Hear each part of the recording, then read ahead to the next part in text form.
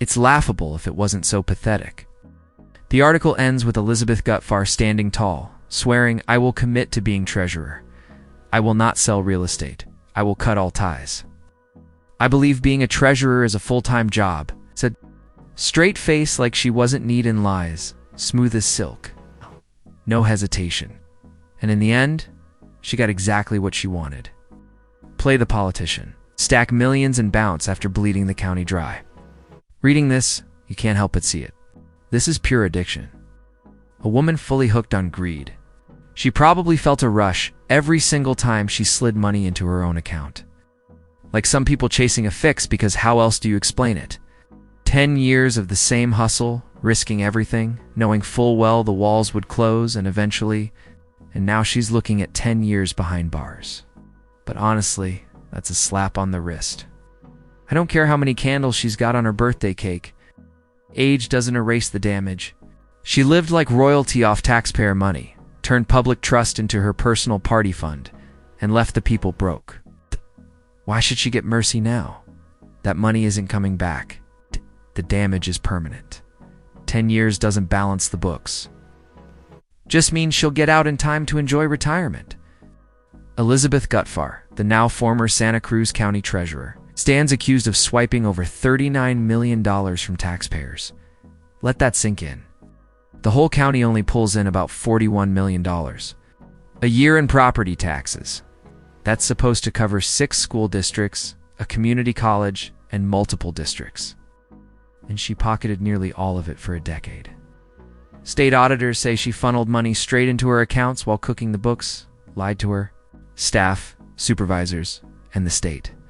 The heaviest hits came in her final year. Chase Bank's anti-money laundering team flagged $4.5 million in shady wires, moving from county accounts into her shell businesses. That's when House of Cards collapsed. She resigned overnight, and suddenly the FBI, the state, and county officials were all circling. And yet somehow, she's still not criminally charged, at least not yet. Instead, Santa Cruz County is suing, chasing down every dime she stole. A judge froze her assets, locking her out of liquidating the leftovers. Investigators say she seized total control by tricking her chief deputy treasurer into handing over every access code. Meanwhile, she kept 6 employees clueless. But here's the kicker. She bought loyalty with gifts, dropped $6 grand so her deputy could buy an air conditioner, paid her cell phone bill monthly, handed over a car for the deputy's sister, covered bills for her secretary, slid her $1,500 for a birthday. She even let a tax clerk's daughter get married on her ranch and threw in gifts for her kids. All just hush money wrapped in kindness. But the biggest shame, the Santa Cruz County Board, they completely fumbled oversight. Red flags waved in their face, and they looked away like the cash reports that didn't budge by a single penny for more than a year. Think about that. Not 1 cent changing, and no one thought to ask questions. And now, $39 million is gone. And Elizabeth, she's only getting 10 years. The community's furious.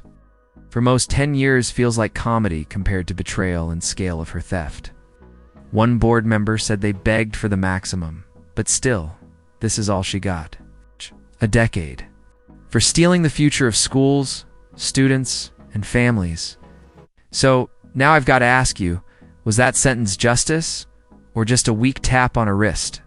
Drop your thoughts in the comments, and if this story hit you the way it hit me, smash that like button and subscribe, because trust me, there's more where this came from.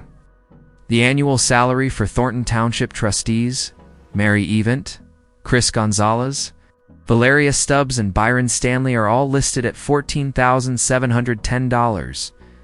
But here's the problem. Those numbers don't match the official salary schedule. First-term trustees, Avant Stubbs, and Stanley should only be at $11,195. The only one getting the right check is Gonzalez. He's in his 2nd term.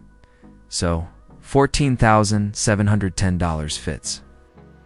Everyone else overpaid? Already a red flag. And then comes Robert Hunt, the finance director. He's still collecting a fat paycheck. DOLLAR $16,455 a year. Even though he's a leftover from both the Henyard and Zuccarelli administrations, not an elected board member. just sitting there cashing out. Someone asked him about the township's tentative budget, and what does he do? Pushes it off to clerk Casey Nesbitt. But wait, he's a finance guy. Why is he dodging budget questions like it's hot lava? Speaking of Nesbitt, the clerk makes $17,825 annually and also doubles as the township's FOIA officer. She swears it matches the salary schedule, but the document she sent only shows her own pay. Convenient, right? Meanwhile, Highway Commissioner Antoine Russell is pocketing $27,519 when the salary schedule clearly says a first-termer should be at $17,825. That's nearly 10 grand extra. And then you got Assessor Cassandra Stahn at $53,716. Maybe that's correct, but no one's even checking. And don't forget about Heath Price. He runs a township's food pantry in Harvey. He used to be tight with Henyard. His salary, $72,219, still locked in. And here's the twist. He's been noticeably calmer lately. Softer, even friendly. Maybe it's the job security. Maybe it's that comfortable paycheck. Didn't shed the pound. God. But Heavy's little brother looks like he found peace in the budget. So here we are. Tiffany Henyard is gone, but the money mess is still here. Makes you think. Was some of what Tiffany said actually true? Nobody's excusing her chaos. But clearly she wasn't the only one playing games with taxpayer money. How the money resides right now. The township's holding a public hearing on July 22nd at 5 p.m. for the budgets. General Fund, General Assistance, and Road and Bridge. Sounds like it's time to pull up a chair and keep an eye on Thornton again.